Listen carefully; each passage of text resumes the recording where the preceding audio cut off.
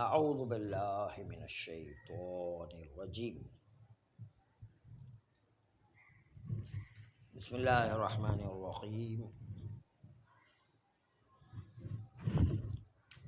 وبہ نستعین وہو خیر معین۔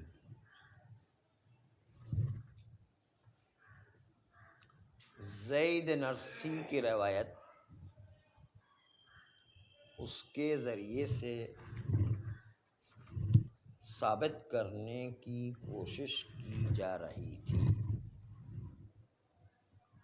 کہ کشمش کا رس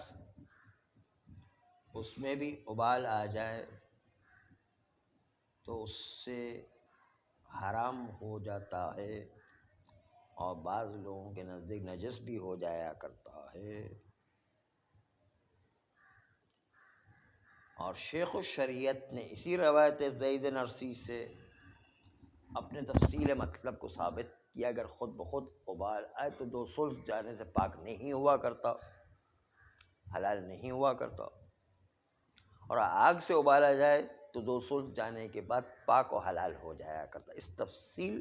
کو آغا شیخ الشریعت نے اسی روایت زید نرسی سے ثابت کیا تھا۔ دونوں مطلب جو ہے اس کو رد کر دیا گیا۔ اب ہم دوسری روایت پیش کر رہے ہیں کہ کشمش کے رس میں ابال آ جائے تو کیا حرام ہوا کرتا ہے یا نہیں۔ یہ وہ دوسری روایت علی ابن جعفر کی روایت ہے، امام موسیٰ کاظم علیہ السلام، ابو الحسن موسیٰ کاظم علیہ السلام اخی ہے، علی ابن جعفر کے بھائی۔ قال سألتہ عن الزبیب، علی ابن جعفر کہتے کہ میں نے اپنے بھائی امام موسیٰ کاظم علیہ السلام سے سوال کیا کشمش کے بارے میں، هل يصلح ان يطبخ حتى يخرج طعمه، کیا یہ صلاحیت ہے کہ کشمش کو پکایا جائے پانی ڈال کر یہاں تک کہ اس کشمش کا مزہ اس پانی میں نکل آئے؟ اور ثم یؤخذ الماء فیطبخ، اور اسی کشمش کا پانی نکال کر اس میں پکایا جائے، حتی یذہب ثلثاہ، یہاں تک کہ اس کشمش کے پانی کا دو ثلث چلا جائے، ویبقی ثلثہ، اور اس کا ایک تہائی باقی رہے۔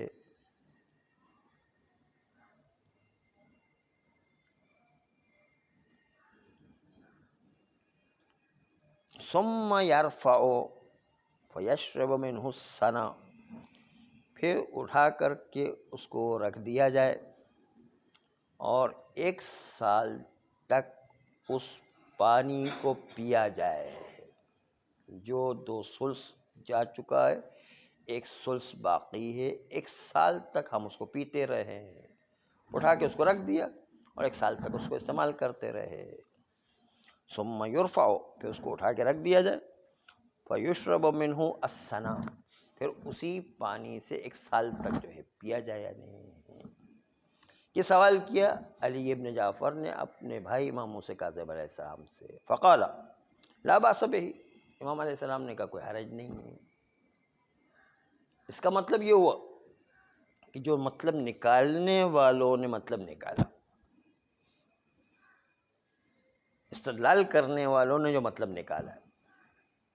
وہ یہ کہ اس کا مطلب یہ ہے کہ ابال آنے کے بعد وہ حرام و نجس ہو گیا تھا، تو ثلث کے بعد امام علیہ السلام نے کہا کوئی حرج نہیں ہے، یہ مطلب نکالا، جبکہ یہاں پر یہ مطلب نہیں ہے، روایت میں کچھ اور مطلب کہا گیا ہے۔ مطلب انہوں نے کیا نکالا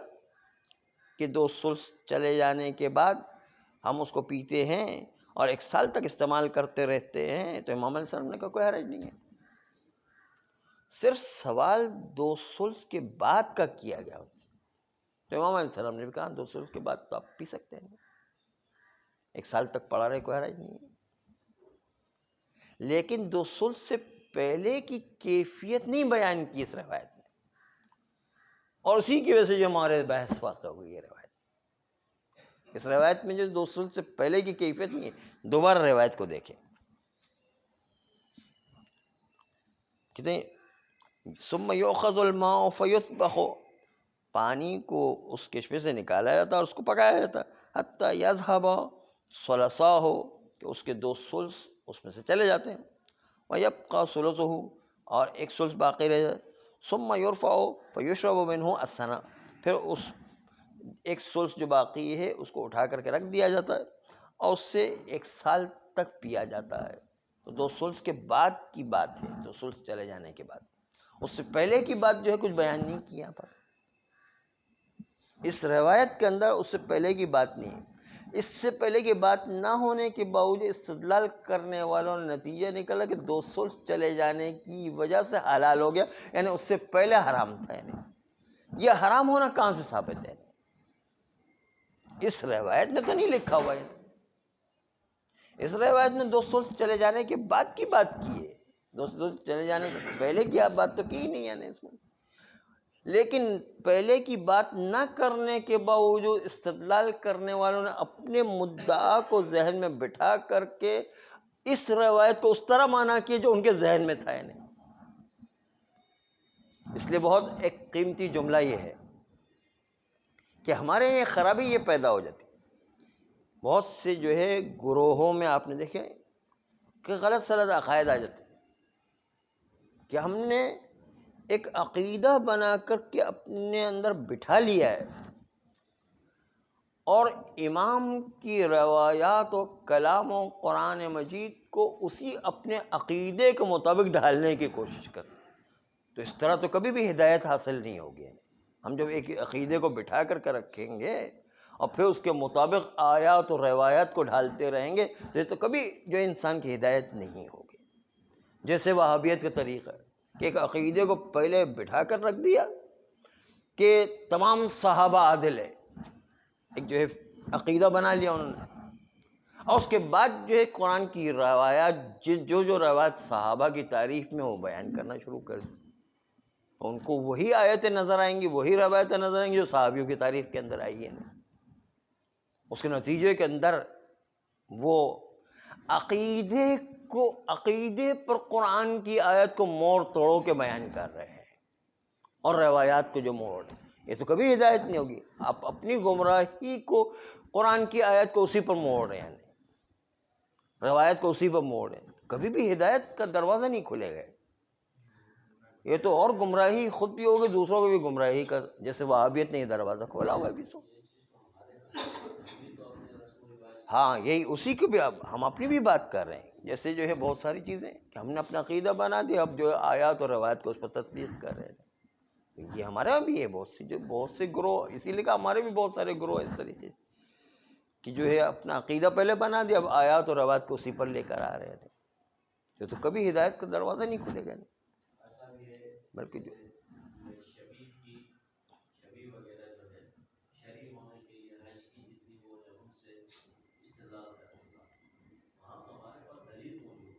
ہاں دلیل موجود شبی ہاں شبی ہونے کی تو دلیل ہے ہمارے پاس، یعنی شبی ہونے کی دلیل ہے ہمارے پاس، بہت ساری دلیلیں ہیں۔ اس میں ایک روایت خود جو معصوم کی موجود ہے کہ جو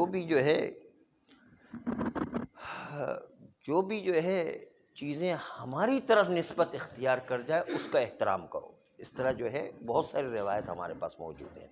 تو یہ شبی، ذوالجناح، علم، یہ تابوت، یہ سب جو ہے اہل بیت کی طرف نسبت رکھتی ہیں، جیسے حضرت عباس کا علم ہے، جب یہ نسبت رکھتا ہے حضرت عباس کے، اس کے اندر احترام پیدا ہو جاتا ہے خود بخود۔ یہ جو ہے کچھ بیوقوف لوگوں نے جو ہے شروع کر دیا کہ یہ علم میں کیا رکھا، بانس و کپڑا تو ہے، یہ بیوقوف لوگوں کی بات ہے، وہابیت کا نظریہ ہے وہ اصل میں۔ جو بھی اہل بیت کی طرف نسبت رکھتی ہے اس کے اندر احترام موجود ہے بہرحال۔ خیر، تو دوسری طرف یہ کہ ہم اپنا عقیدہ کچھ نہیں بنائیں، جو قرآن اہل بیت اور روایات صحیح ہمیں بتاتی جاتی ہے، اس کے مطابق ہم چلتے جائیں گے تو صحیح عقیدہ و نظریہ آتا رہے گا، کیونکہ ہم قرآن و اہل بیت کے تابع ہو کر چلتے ہیں، اپنے عقیدے کو زبردستی بٹھا کر نہیں بیٹھا ہوا، جو اہل بیت فرمائیں گے، جو قرآن فرمائیں گے اس کے مطابق چلیں گے تو صحیح ہدایت ہوگی۔ خیر، تو یہاں پر بھی یہی بات ہو گئی ہے کہ ان لوگوں نے بھی روایت کا یہ معنی کیا کہ پہلے انہوں نے اپنے ذہن میں بٹھا لیا ہے کہ 2 ثلث سے پہلے کشمش کے رس میں ابال آ جائے تو حرام و نجس ہو جایا کرتا ہے، اسی کے مطابق روایت کو بھی معنی کر دیا انہوں نے، جبکہ اس کا معنی تو لکھا ہی نہیں ہے اس کے اندر، روایت کا معنی تو یہ لکھا ہی نہیں ہے نا کہ 2 ثلث کے جانے سے پہلے کی کیا کیفیت ہوگی، اس روایت میں ہے ہی نہیں ہے۔ اور چونکہ انہوں نے ایک عقیدہ بنا کر کے، اپنا نظریہ بنا کر کے پہلے ذہن میں رکھا تھا، اس کے مطابق روایت کو ڈھال دیا، اس لیے جو اشتباہ ہو رہا ہے۔ تو اب اس سلسلے میں بحث چھڑ جاتی ہے، اور وہ بحث آپ کے سامنے پیش کر رہے ہیں۔ فرماتے ہیں کہ امام علیہ السلام نے تو صرف اتنا کہا تھا کہ 2 ثلث کے جانے کے بعد اس کو پینے میں کوئی حرج نہیں ہے، 1 سال تک بھی پڑا رہے تو اس کو آپ استعمال کر سکتے ہیں۔ اس لیے جن لوگوں نے اس روایت کا معنی اس طرح کیا ہے کہ جب تک ثلثین چلا نہ جائے تو اس سے حرمت آ جایا کرتی ہے اور نجاست آ جایا کرتی ہے، اس لیے اس کو پینے کی ثلثین کے ذہاب سے پہلے اجازت نہیں ہے۔ یہ ان کا کہنا ایک احتمال تو ہے اس روایت میں، لیکن یہ کوئی قطعی بات نہیں ہے، بلکہ کچھ اور چیز بھی ہو سکتی کہ 2 ثلث کے جانے کے بعد امام علیہ السلام نے اجازت دی ہو۔ مثلاً یہی کہ ایک احتمال اور آپ کے سامنے پیش کرتے ہیں کہ 2 ثلث کے جانے سے پہلے کیا کیفیت ہوا کرتی ہے، بلکہ یہ حکم لگایا بھی گیا ہے کہ عصیر زبیبی وہ حلال ہوا کرتی ہے، طہارت بھی ہوا کرتی ہے 2 ثلث کے جانے سے پہلے اور 2 ثلث جانے کے بعد۔ امام علیہ السلام نے کہا 2 ثلث جانے کے بعد پی سکتے ہیں، 2 سال بھر پڑا رہے پیتے رہے، کوئی مسئلہ نہیں ہے۔ اس سے یہ کب ثابت ہوتا ہے کہ اس سے پہلے جب تک 2 ثلث نہیں گئے اس سے پہلے حرام ہے؟ یہ اس روایت میں تو کچھ نہیں ہے، صرف حلال کے پہلو کو جو ہے 2 ثلث کے بعد بیان کیا، حرام کے پہلو تو بیان ہی نہیں کیا یہاں پر۔ تو بس اگر عصیر عنابی 1 سال تک باقی رہے تو ممکن ہے حلال کا پہلو ہو، ایک احتمال۔ دوسرا احتمال یہ بھی ہے، دیکھیے کئی احتمالات موجود ہیں، تو آپ ایک احتمال کو کیوں لے کر کے بیٹھے ہیں؟ دوسرا احتمال، آپ کے احتمال کے علاوہ دوسرا احتمال یہ ہے کہ اگر عصیر عنابی 1 سال تک باقی رہے، 2 ثلث نہ جائے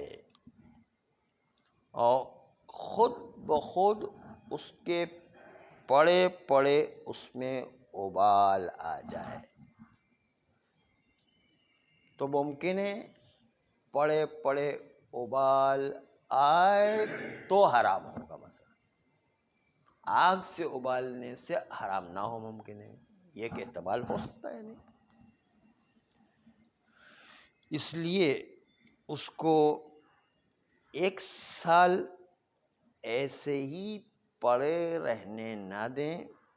تاکہ خود بخود اس میں ابال نہ آ جائیں، بلکہ 2 ثلث جلا کے اس کو گھر میں رکھیں تاکہ 2 ثلث کے بعد اس میں کوئی خرابی پیدا نہیں ہوگی، وہ ہر صورت میں حلال ہوگا، اس میں ابال آتا ہی نہیں ہے۔ بس چونکہ 2 ثلث سے پہلے امکان ہے، خود بخود ابال آنے سے حرام ہونا 1 سال کے اندر امکان رکھتا تھا، اس لیے امام علیہ السلام نے کہا کہ ٹھیک ہے آپ جو ہے 2 ثلث کے بعد رکھے، کوئی حرج نہیں ہے۔ 2 ثلث سے پہلے جو ہے وہ آگ والے کی بات نہ کی ہو، بلکہ جو ہے وہ خود بخود پڑا رہنے سے ابال آ جائے تو شاید منع ہو، ایک امکان تو یہ ہے نہیں۔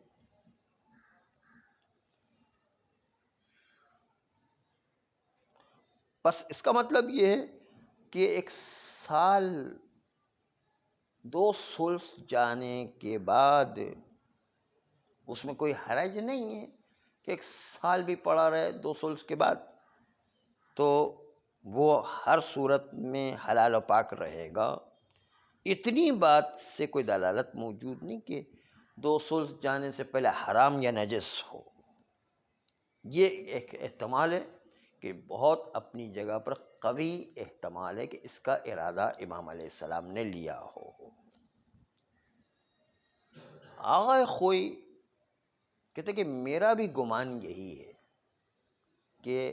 ایسا ہی ہوا ہوگا۔ وہ اس کا جو ہے کہتے ہیں ظنی، میرا بھی گمان یہ ہے کہ عصیر یعنی یہ جوس، تمام اقسام جوس یہ مادہ الکحلیہ پر مشتمل ہوا کرتے ہیں کہ جو موجب بنتے ہیں کہ اس میں نشہ پیدا ہو جائے۔ جوس کی بات کر رہے ہیں ہم۔ اگر فرض کریں کہ اس کو رکھا جائے اور اس میں خود بخود ابال آ جائے تو اس میں مادہ الکحلیہ کی وجہ سے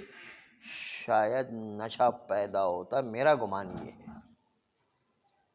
اس لیے ہو سکتا ہے کہ امام علیہ السلام کہتے ہیں کہ 2 ثلث جانے کے بعد چونکہ نشہ پیدا نہیں ہوتا وہ 1 سال بھر تک رکھے کوئی بات، لیکن اس سے پہلے جو ہے 1 سال بھر تک نہ رکھے کیونکہ خود بخود ابال آنے سے نشہ پیدا ہو جاتا ہے مثلا۔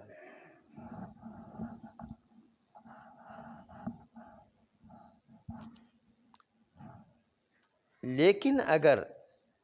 آپ نے اس کو 2 ثلث جلا دیا تو مادہ اسکار اس 2 ثلث کے جانے کی وجہ سے برطرف ہو جایا کرتا ہے، پھر اس کے اندر نشہ عارض ہونے والی چیز پیدا نہیں رہتی ہے، چاہے 1 سال تک وہ پڑا رہے یا 2 سال تک پڑا رہے، بلکہ اس سے بھی زیادہ اس میں اسکار میں منقلب ہونے کا کوئی سبب نہیں ہے۔ اور یہیں سے آپ دیکھتے ہیں کہ شیرہ بہت ساری دکانوں میں یا بہت سارے گھروں میں 1 سال 2 سال تک پڑا رہتا ہے اور اس میں کوئی نشہ عارض ہونے والی چیز پیدا نہیں ہوتی کیونکہ وہ 2 ثلث جلا کے رکھتے ہیں۔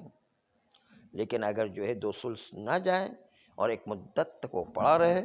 تو وہ اس ابال کی کیفیت تک پہنچ جاتا ہے، مادہ الکحلیہ اس میں اثر کرتا ہے اور اس کے اندر ایک قسم کا نشہ پیدا ہو جائے جو انتفاع کے قابل نہیں رہتا ہے۔ اور اسی وجہ سے امام علیہ السلام نے روایت میں بتایا ہو کہ 2 ثلث جانے کے بعد 1 سال بھی پڑا رہے تو کوئی حرج نہیں، اور یہ احتمال اتنا قوی ہے کہ جس کے نتیجے کے اندر اس میں یہ اس روایت سے استدلال نہیں کیا جا سکتا کہ عصیر عنبی جب اس میں آگ کے ذریعے سے غلیان پیدا ہو جائے تو قبل الذهاب ثلثین وہ حرام ہوا کرتا ہے، اس پر اس روایت سے استدلال نہیں کیا جا سکتا ہے۔ صلی اللہ علیہ وآلہ